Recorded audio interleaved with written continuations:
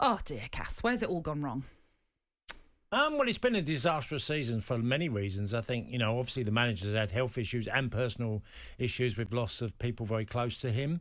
The team have been a hard watch at times and struggled and then showed signs of a recovery and then fallen back into that trap. And it was a very bad week for Tottenham Hotspur.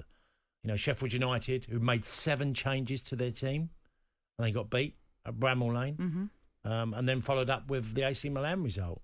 So they've been a hard watch for a long time, and I look at the manager and I just feel, how can you stay? If you had players who felt the way he did and speaks the way he does, and there seems to be a lack of desire to commit to Tottenham and just, he's not coming out and going, I am going to be here in the summer and I'm going to try and build a team to be a challenging side next year with some exciting transfers. But there's none of that talk. It's more about, we haven't done enough. We need to keep spending big. It's way more negative. And then you add in the Richarlison stuff, which, came out over the last 24 hours. That, him not being used and being unhappy about it, and then saying he's not particularly been in good form, and the manager agrees with him. He hasn't been in good form. It's quite funny. The fascinating thing with Spurs is that you would say they're not having a great season, knocked out of I know where you're coming with. Yeah. Knocked out of the Champions League. Yet they're in 4th spot. They're still fighting it out for a Champions League place, which is where we'd expect them to be. No one was expecting them to challenge for the title this season. Yeah, well, we'd expected Liverpool to be a lot better. And we'd expected Chelsea to be a lot better. I totally agree. Yes. And the 4th place does feel like a default position at the moment, because 2 leading clubs, of anyone who has said Chelsea are going to be literally just above mid-table, and Liverpool have found themselves back up to 5th place, 6th place at the moment. 5th, 5th in the moment. Liverpool were pretty much mid-table for the last month or so. So I think that would have been the biggest surprise, that them two have been so poor. So you said you don't expect Conte to be in charge come the end of the season. Who's going to come in?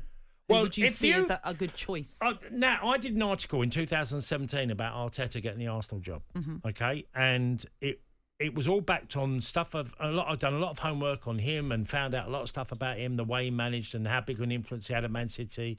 And it was obviously, Pepper enticed him to go to City for a particular reason, because his coaching was exceptional. And I felt Arsenal could... And look, you get things wrong and you get things right, okay? That was one of my greatest calls that I called, that said that Arteta, I believe, will be one day a very top coach at a big club, and Arsenal should look at him.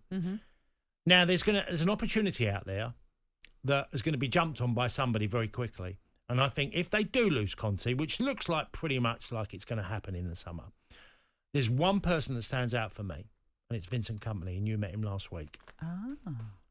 He stands out for me as the one to jump the queue and get in, because I've listened to his team talks. You can find them. And look at his team talks. You can look at how he's changed the football club so dramatically in a very short space of time. The Burnley fans will hate me, but will love the way that he's producing the team to play football, how exciting they've been. And I actually think that he's young enough to be a manager in a football club. And people go, Frank Lampard and Stevie Gerrard and do we really want to accelerate someone? You've got to try and find someone that ticks a lot of boxes. And I think the way he conducts himself, he's done a lot of stuff in Anderlecht in Belgium, and he retired young enough. He's smart enough. He's a captain. He's a leader, and leaders do lead. And I think he ticks all them boxes. If I was Daniel Levy and I was really looking for a guy I could get, he would be top of my hit list. He really would. I think what he's done at Burnley is nothing short of incredible. Oh, I would totally agree with you. And actually, being at that event and being able to speak to some of the players and asking them just honestly, like, what's he like? They've all said he is brilliant. I mean, I won't say their name, but one player even said, and has been at the club for a little while, best manager I've ever worked with. Best manager, most meticulous, the one that works so hard. He said, look, I've heard I leave the training ground, and he said I had to go back one time. Vincent was still there, going through everything, all the preparations that were needed. And he does work them really hard. In fact, that event, he even told us, Vincent said, look, I don't give these players that much time off. So they were allowed to enjoy themselves. They had a couple of days off because they didn't have a game in midweek. So he allowed them to have that time off. And it was interesting that he just works them ridiculously hard, but it's working out well for them. And I can see where you're coming from that angle. I didn't expect you to say him. No, well, he's been on my though. mind, and I've watched Burnley enough, and the standout feature is their play, their style, and being a club that, was so used to one way of playing. And don't get me wrong, I'm a fan of Sean Dyche, and I think he has his a place in football of trying to put a team together, and now he's at Everton, and hopefully he can do something special there. But I do think Kompany is a standout candidate, and I think if Tottenham didn't do that, someone else will. And it might be City before them. Yeah. Pep could easily be gone one day. But that happens in football. Could you, and I know we've got to hit a break, but could you really see him going to another Premier League side? Bear in mind, it's more than likely they're going to go up. And I should say they were very, very cute, Burnley, in saying, we're not up yet. They kept saying, we're not up yet. Even though they will go up. Even though we all kept pushing, going, come on, you're up, you're up. But they were very cute about it. Yeah.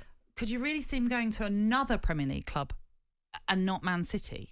Well, would he not bide his time? Would he not want to work at Burnley for a bit longer? No, opportunities come along very rarely.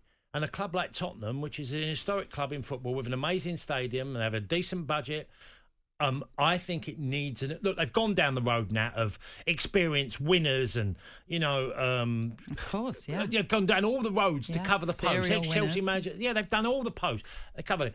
I think that one that would excite me if I was a Tottenham fan would be Vincent Kompany for what I've seen he's done. I don't know if I've even seen his name mentioned he hasn't in the been, conversation. It's all been about the return of Poch. The whole point was that I felt the same way about Kompany that I did about Arteta in 17.